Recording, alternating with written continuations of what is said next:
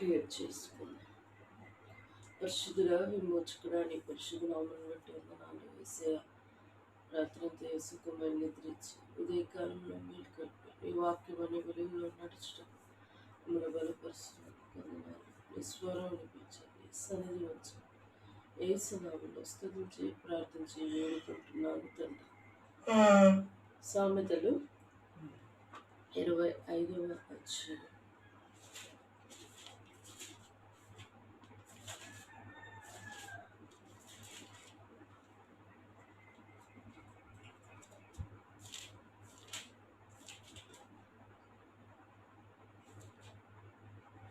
సామెతలు 20. ఇవి సొలొమోను సామెతలే. యూదా రాజైన హిజ్కియా సేవకులు వీటిని ఎత్తి వ్రాసిరి. సంగతి మరుగు చేయుట దేవుని ఘనత, సంగతి శోధించుట రాజులకు ఘనత. ఆకాశములెత్తును భూమి లోతును, రాజుల అభిప్రాయములు అగోచరములు.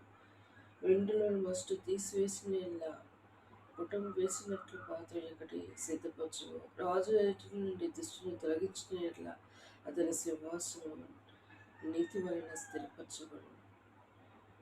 రాజు ఎదుట డంబం చూపకము, గొప్పవారున్న చోట నిలవకము.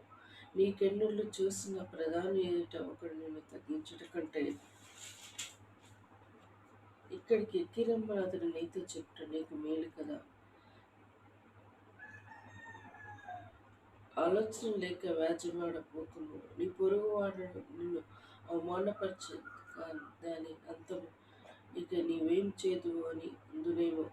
నీ పొరుగు వారితో నీవు వ్యాజ్యమాడవచ్చు కానీ పరుల గుట్టు బయట పెట్టకు.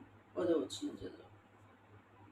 బయట పెట్టిన యెడల విన్నవాడు నిన్ను అవమానపరచును, అందువలన నీ కలిగిన అపకీర్తి ఎన్నటికీ పోకున్నది.